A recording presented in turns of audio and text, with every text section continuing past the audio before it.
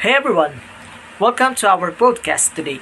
We're diving into an interesting topic, data security versus data privacy. I'm Andrei and with me are my amazing teammates Eric, Roman, Vaz, and Mark. How is it going, guys? All good. Exciting to be here and talk about something that's so relevant in today's world.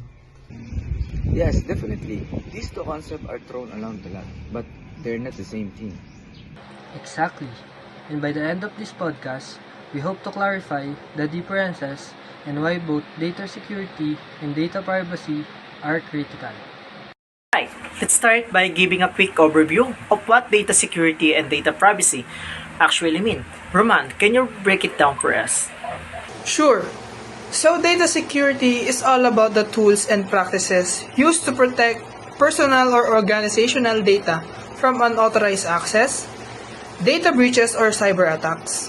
It's about confidentiality, integrity, and availability of data, meaning that data should only be accessible to those who are authorized. Exactly. And for that, organizations use a lot of techniques like encryption, data masking, and multi-factor authentication. But data security alone isn't enough to cover everything.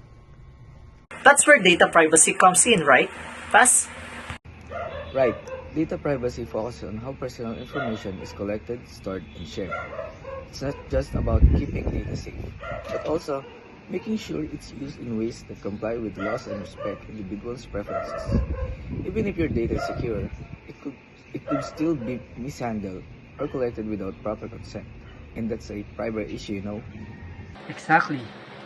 The blog we read points out that a company could have solid data security, but if they're gathering information without consent, they're still violating privacy. That brings us to the key point of this podcast, understanding the distinction between the two. Data security can exist without data privacy, but not the other way around. Marco, what are your thoughts on this? I totally agree. Data privacy policies rely on good security, but having secure system doesn't mean that privacy rules are being followed. Imagine, your personal data is encrypted and secure, but it was collected without your permission. That's a privacy breach even though your data is safe from hackers. Yeah, it's so important for companies to balance both. Focusing too much on just security without considering privacy can lead to issues down the line, like legal trouble or loss of consumer trust. That's a great point. Eric, now let's answer some questions based on the article we read first. What is the article all about, Roman? Basically, the article breaks down the difference between data security and data privacy. Need both in their data governance strategies. It emphasizes that security protects data from external threats, while privacy ensures the data is handled according to legal requirement and individual consent. Great summary. Next question. Why do you think it's important to know the difference between data security and data privacy? Vaz? It's important because companies need to implement both effectively to protect themselves and their users. If they only focus on one, they are leaving themselves vulnerable.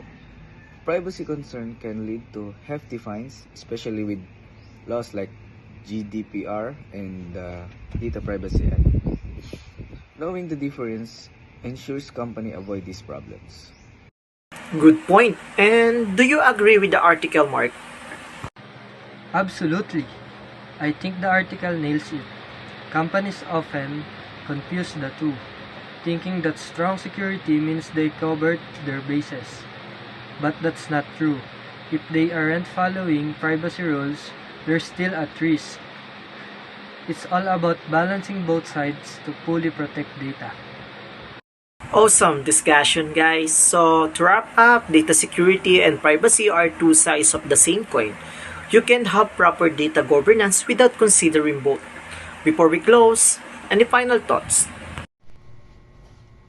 I just think it's crucial for anyone working with data to understand these differences and how to implement both security and privacy policies in their work. Said, that's it for today's podcast. And thanks for joining us in this discussion. And we hope you learned something valuable. Until next time, stay safe and keep your data secure and private. Take care.